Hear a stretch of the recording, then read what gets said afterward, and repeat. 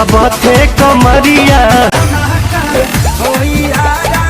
किया तेरा phone busy था। मैं इश्क हूँ बुखार नहीं